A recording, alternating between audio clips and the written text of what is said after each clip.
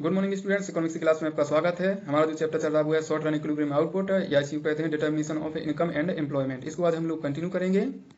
सबसे पहले हम लोग समझते हैं restoration of equilibrium when aggregate demand and aggregate supply happen to driver.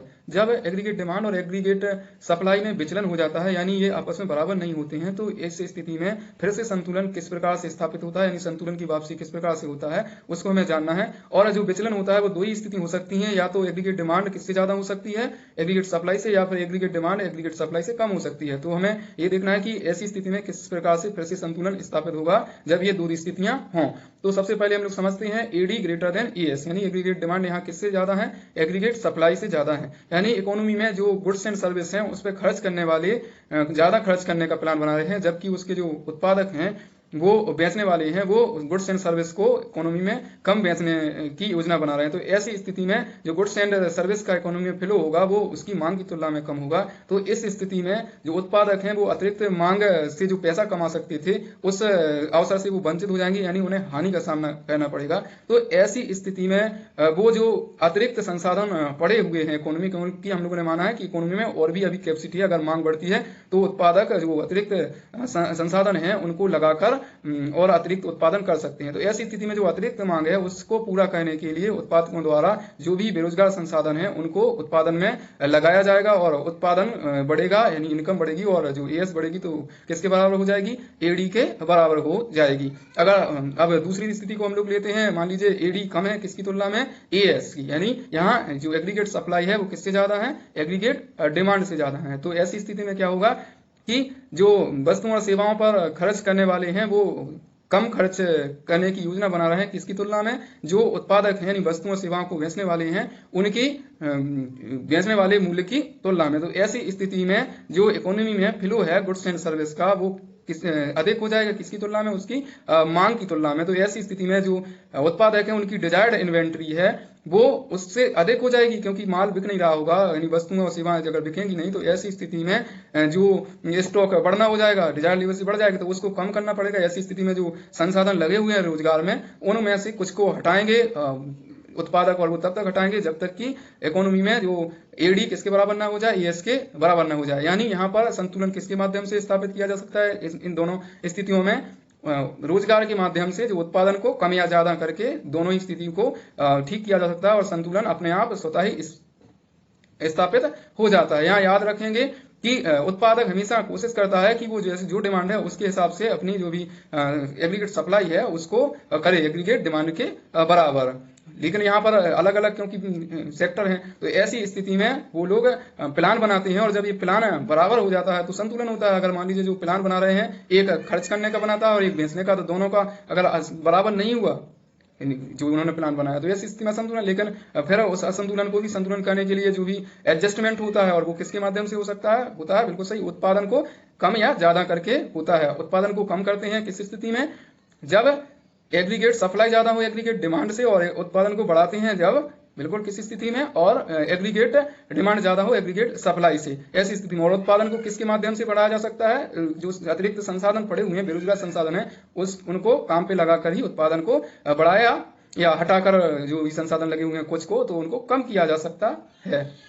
पिछले लेक्चर में हम लोगों ने इस डायग्राम को समझा था, तो इसमें आप देख सकते हैं कि अगर यहाँ पर एग्रीगेट सप्लाई जो है वो किससे ज्यादा है एग्रीगेट डिमांड से, तो ऐसी स्थिति में इसको क्या करेंगे जो उत्पादन रोजगार में लगे हुए व्यक्ति हैं इनको इधर कम होंगे तो ये किस तरफ आएगा बिल्कुल सही ये जो इक्विलिब्रियम पॉइंट है उसकी तरफ आएगी, यानी इस तरफ से इनकम कम होगी। और यहाँ पर आप देखते हैं कि यहाँ एग्रीगेट जो डिमांड है वो एग्रीगेट सप्लाई से अधिक है, तो ऐसी स्थिति में इन्वेंट्री है वो कम पड़ रही होंगी, तो उन इन्वेंट्री को यानी स्टॉक कम होते जा रहे हैं डिजायर लेवल, तो उनको भरना है। तो कुछ जो रोजगार है एम्प्लॉयमेंट है फालतू पड़े हुए हैं संसाधन जो उत्पादन के संसाधन, तो उनको लगाएंगे काम पे और इस प्रकार से उनको अतिरिक्त लगाने से उत्पादन अतिरिक्त होगा और उत्पादन का मतलब क्या होता है इनकम। तो इस प्रकार से इस साइड से इधर इनकम बढ़ जाएगी और इक्विलिब्रियम पॉइंट पर ही आएगी, ठीक है ना। जो इक्विलिब्रियम इनकम या इक्विलिब्रियम जीडीपी प्राप्त करने के लिए, इसी को कहते हैं इक्विलिब्रियम आउटपुट प्राप्त करने के लिए जो दूसरा अप्रोच है उसको हम लोग समझते हैं और वो है कौन सा बिल्कुल सही सेविंग इन्वेस्टमेंट अप्रोच या ऐसे एसआई अप्रोच भी कहते हैं।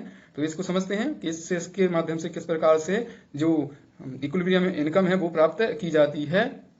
तो सबसे पहले हम लोग समझ लेते हैं कि हम लोग क्या क्या पढ़ चुके हैं इस संबंधित अप्रोच के लिए। तो हम लोग सेविंग फंक्शन के बारे में जान चुके हैं कि सेविंग फंक्शन क्या होता है। आप देख सकते हैं कि यहाँ पर जो सेविंग कर्व है वो उसका स्लोप किस प्रकार से का है, वो है अपवर्ड स्लोप का है, और इसका मतलब है कि उसका इनकम के साथ किस तरह का रिलेशनशिप है, वो है पॉजिटिव रिलेशनशिप। लेकिन जितनी तेजी से इनकम बढ़ती है उतनी तेजी से सेविंग नहीं बढ़ती, क्योंकि इनकम का कुछ हिस्सा क्या किया जाता है, बचाया जाता है। और हम लोग ये भी जानते हैं कि जो सेविंग है वो माइनस से शुरू होती है। क्यों? क्योंकि जीरो इनकम पर कुछ ऑटोनोमस कंजम्पशन होता है, जिसकी वजह से उतना ही माइनस में सेविंग होगी, यानी डिस सेविंग होगी। तो ये कर्व जो है, यानी जो एस कर्व, सेविंग कर्व, वो माइनस से शुरू होगा और ये होगा ओरिजिन पॉइंट से निचले वाई एक्सिस पे। इस डेटा सेट के माध्यम से हम लोग जो ये कर्व है इसको हम लोगों ने बनाया है।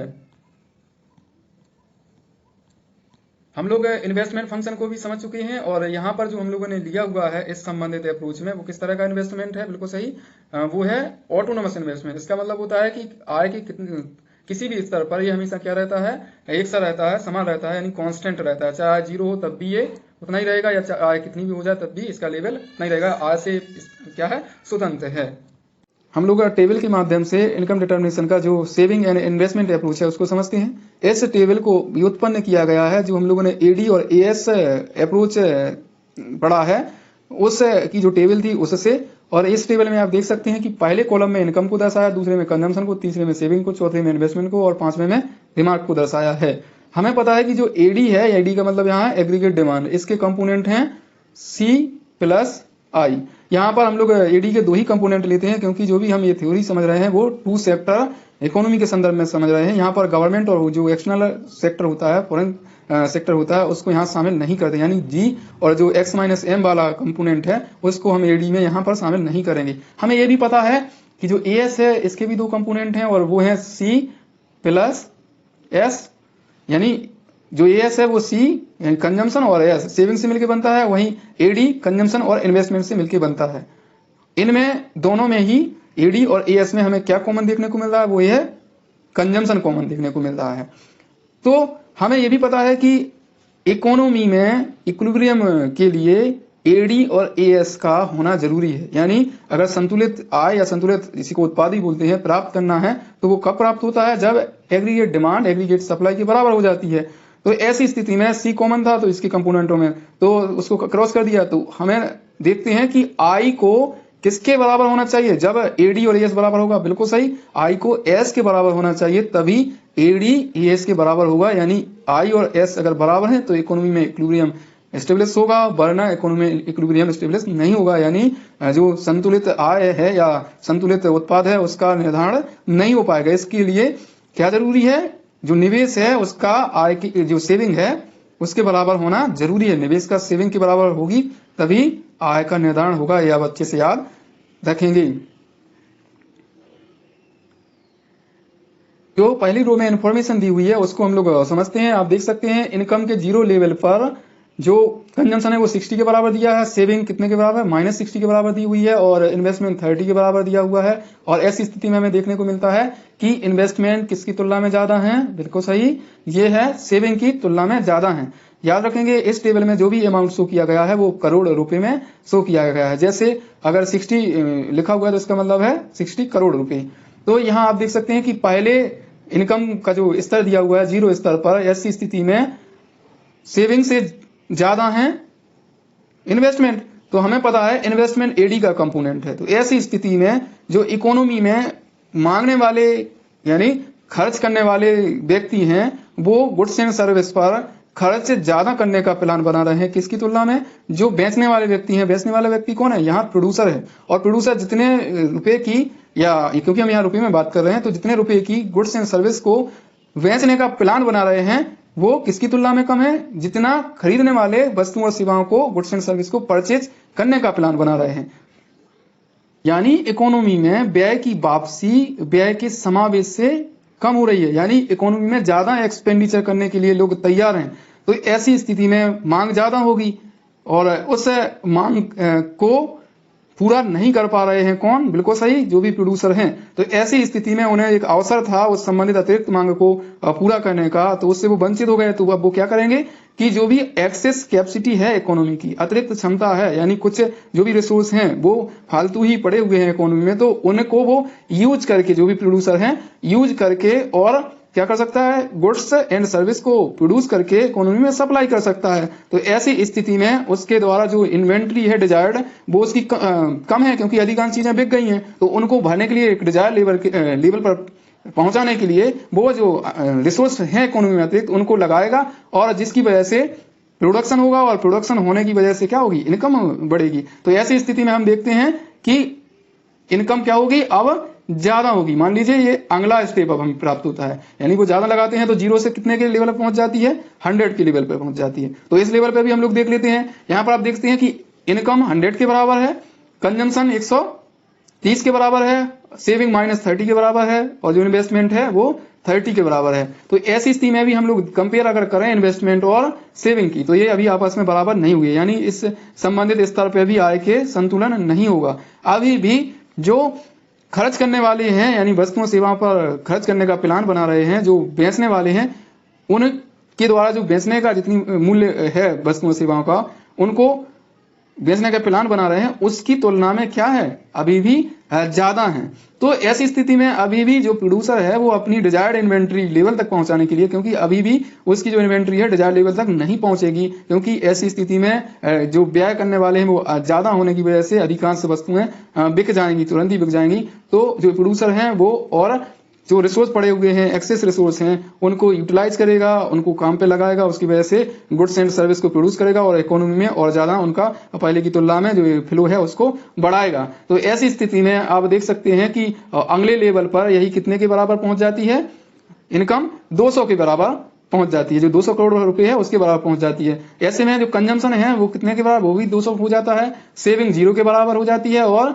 इन्वेस्टमेंट उस लेवल पे कितना है, अभी भी 30 ही है। क्यों? क्योंकि जो हम लोगों ने यहाँ इन्वेस्टमेंट लिया हुआ है, ये इन्वेस्टमेंट ऑटोनोमस इन्वेस्टमेंट है, यानी ये आय के स्तरों से स्वतंत्र रहता है।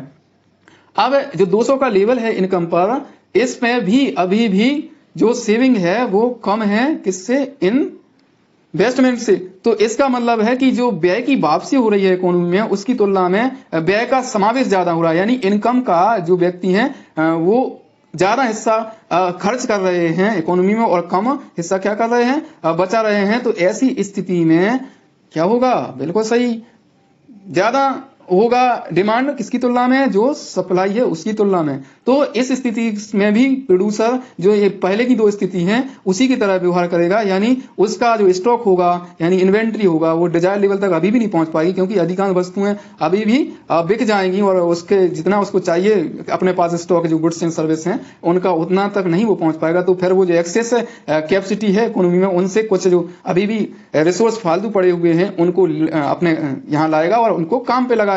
काम पे लगेगा तो फिर उससे प्रोडक्शन होगा, प्रोडक्शन ही क्या होता है, इनकम होता है। आपको पता है कि जो वस्तुओं का और जो भी सेवा है उनका उत्पादन ही क्या है, आय है, क्योंकि जो साधन लगेंगे काम पर तो उन साधनों को फैक्टर पेमेंट देना पड़ेगा, और वही किस में कन्वर्ट हो जाएगी, फैक्टर इनकम में कन्वर्ट हो जाएगी। तो यानी इस लेवल पर भी और अधिक वो जो भी रिसोर्स है उनको लगाएगा, जिसकी वजह से इनकम का लेवल बढ़ जाएगा। और यहाँ पर आप देख सकते हैं कि कितने के बराबर इनकम का लेवल पहुंच गया है, 300 के बराबर पहुंच गया। तो ऐसी स्थिति में इस लेवल पे देखते हैं 270 के बराबर कंजम्पशन है, और जो 30 है उसके बराबर सेविंग है, 30 के बराबर इन्वेस्टमेंट है। और यहाँ पर आप देखते हैं कि एस किसके बराबर हो जा रहा है, बिल्कुल सही, ये हो जा रहा है आई के बराबर। तो जितना सेविंग है उतना ही इकोनॉमी में इन्वेस्टमेंट है, बिल्कुल सही।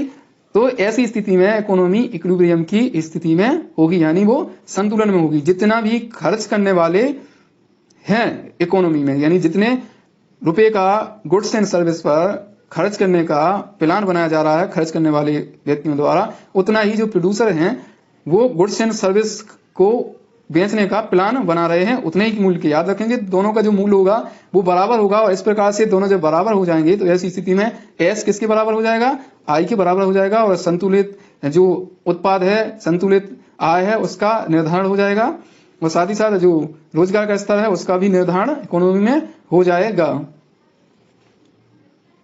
300 करोड़ रुपए इनकम के स्तर पर जो व्यय की वापसी है, और व्यय की वापसी किसके रूप में होती है? बिल्कुल सही, सेविंग के रूप में होती है, क्योंकि जो हिस्सा इनकम का बचा लिया जाता है वो एक तरह से व्यय नहीं किया जाता है, तो वो इकोनॉमी में क्या कर दिया है? व्यय का वापसी कर दिया है। तो यहाँ व्यय की वापसी इकोनॉमी में व्यय के समावेश के बराबर है। और जो इन्वेस्टमेंट है, क्योंकि ये किसका कंपोनेंट है? ये एडी का कंपोनेंट है, यानी जो निवेशक होते हैं वो निवेश करते हैं इन्वेस्टमेंट के माध्यम से, यानी जो कैपिटल गुड्स हैं उनको परचेज किया जाता है, वो खर्च ही करेंगे ना मशीनों पे भी, तो अगर इकोनॉमी से परचेज कर रहे हैं। तो यहाँ पर जो व्यय की वापसी है सेविंग के रूप में, वो इन्वेस्टमेंट है जो व्यय के समावेश के रूप में आपस में क्या हो जाती हैं? बराबर हो जाती हैं, जिसकी वजह से इकोनॉमी में क्या हो जाता है? इक्विलिब्रियम प्राप्त हो जाता है। अब हम लोग अगले स्तर पर देखते हैं, और वो है इकोनॉमी का अगला स्तर 400 करोड़ रुपए के बराबर। इसमें आप देख सकते हैं जो कंजम्पशन है 340 करोड़ के बराबर है, और सेविंग है 60 करोड़ के बराबर, इन्वेस्टमेंट पहले की बराबर है वो है 30 करोड़ के बराबर। ऐसी स्थिति में आप देख सकते हैं कि जो सेविंग है अब वो क्या हो गई है?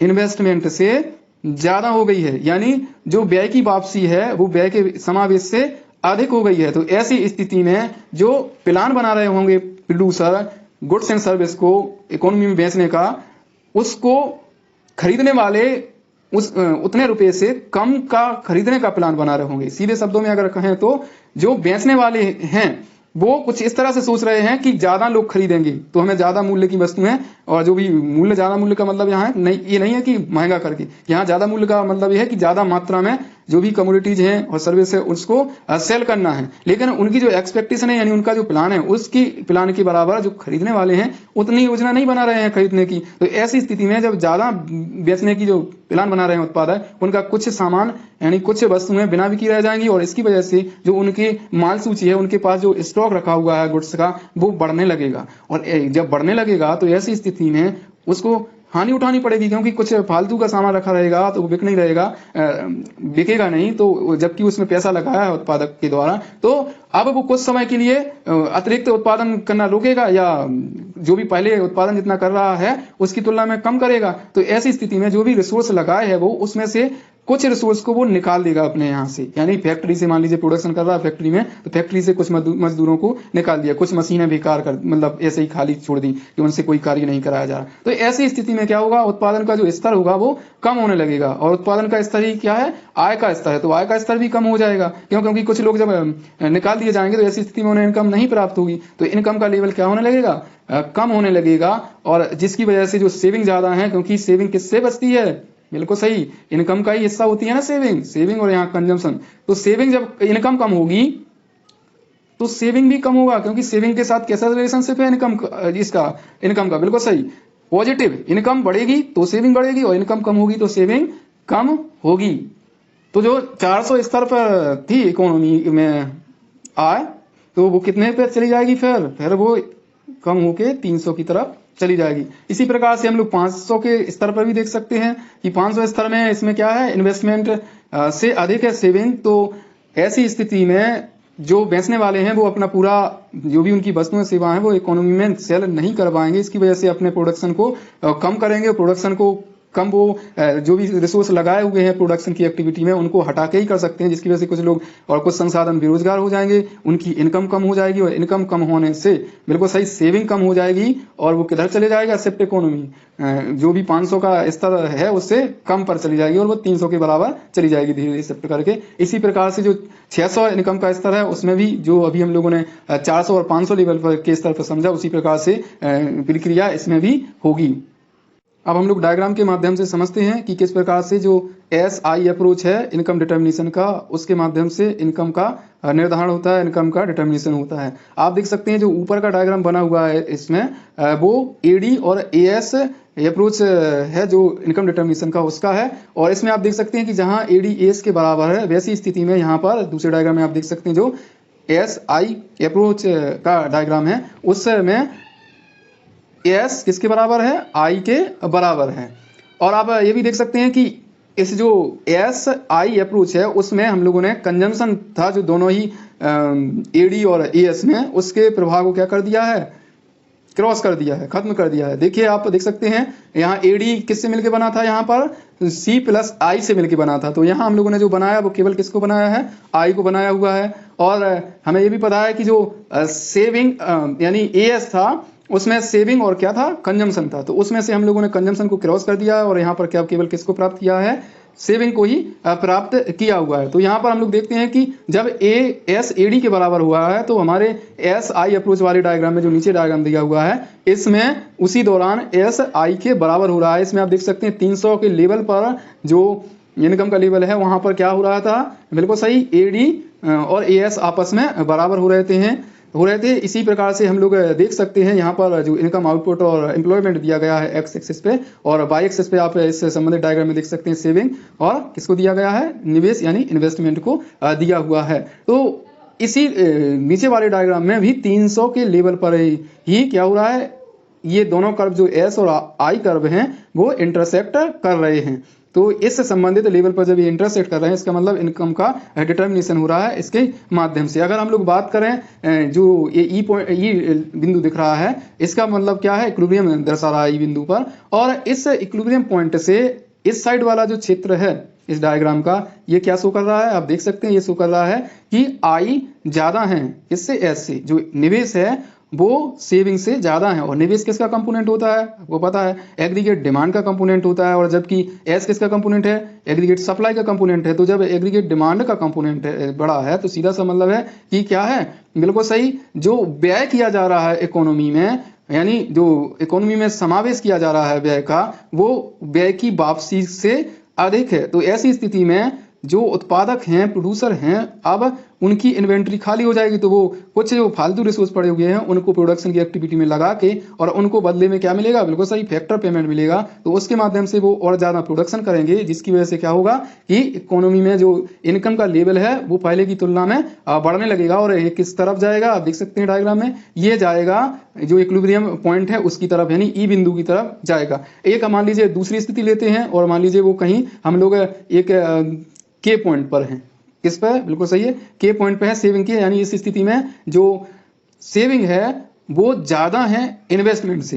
इस स्थिति में क्या होगा कि जो व्यय है उसकी वापसी, सेविंग का मतलब होता है इकोनॉमी में व्यय की वापसी, क्योंकि सेविंग करते हैं तो इसका मतलब है कि इनकम का हिस्सा वो खर्च नहीं किया जा रहा है। तो जो खर्च नहीं होगा तो उससे कुछ खरीदारी नहीं हो पाएगी, तो व्यय की वापसी माना जाएगा इस प्रकार से। तो जब व्यय की वापसी जो इन्वेस्टमेंट है, क्योंकि इन्वेस्टमेंट से समावेश होता है, उसकी तुलना में क्या है, ज्यादा है, तो इकोनॉमी में ऐसी स्थिति में जो खर्च करने वाला समूह है यानी व्यक्ति हैं जिनके द्वारा खर्च किया जा रहा है वो कम खर्च करेंगे जितनी बेचने वाले हैं उनकी तुलना में, जो वो गुड्स एंड सर्विस को बेचने का प्लान कर रहे हैं उसकी तुलना में। तो ऐसी स्थिति में क्या होगा कि जो इन्वेंट्री है प्रोड्यूसर की वो बहुत तेजी से बढ़ने लगेंगी, और ऐसी स्थिति में उनको रोकने के लिए जो भी उत्पादक हैं, प्रोड्यूसर हैं, वो कुछ रिसोर्स जो उनके लगे हुए हैं फैक्ट्रीज में उनमें से कुछ को क्या कर देगी, निकाल देगी, यानी वो रिसोर्स क्या हो जाएंगे, बेरोजगार हो जाएंगे। बेरोजगार होने की वजह से उन्हें अब किसी प्रकार की इनकम प्राप्त नहीं होगी, ना ही अधिक प्रोडक्शन होगा। तो प्रोडक्शन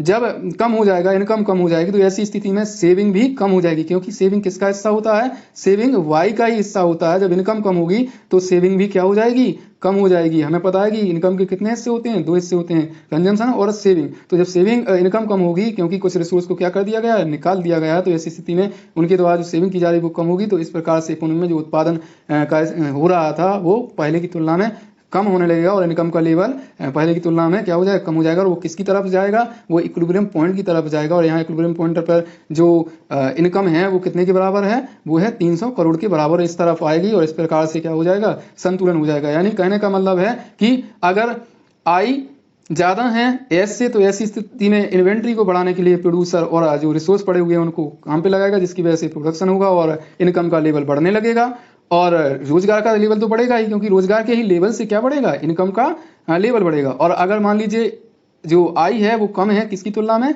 एस की तुलना में, तो ऐसी स्थिति में जो अतिरिक्त उत्पादन हो रहा है, जो बिक नहीं पा रहा है, उसको कम करने के लिए उत्पादक अपनी इन्वेंट्री को जो डिजायर लेवल पर पहुंचाने के लिए कुछ जो रिसोर्स हैं उसके लगे हुए हैं उनको निकाल देगी, जिसकी वजह से क्या होगा, बिल्कुल सही, इकोनॉमी में इनकम कम होने लगेगी, क्योंकि उत्पादन कम होगा तो इनकम भी कम होगी, और जो रिसोर्स हटा दिए गए उनकी भी इनकम कम हो जाएगी। तो सेविंग जो है वो कम होने लगेगी और इनकम कम हो जाएगी, सेविंग भी कम हो जाएगी, तो वो किसकी तरफ जाएगी? ई पॉइंट की तरफ जाएगी, इस तरफ जाएगी और इस संबंधित ई पॉइंट पर ही इकोनॉमी पहुंचने की कोशिश करेगी, यानी समायोजित होगी। यहाँ पर जो उत्पादक हैं वो मांग के हिसाब से अपना जो गुड्स एंड सर्विस है उसको बेचने का प्लान बनाते हैं।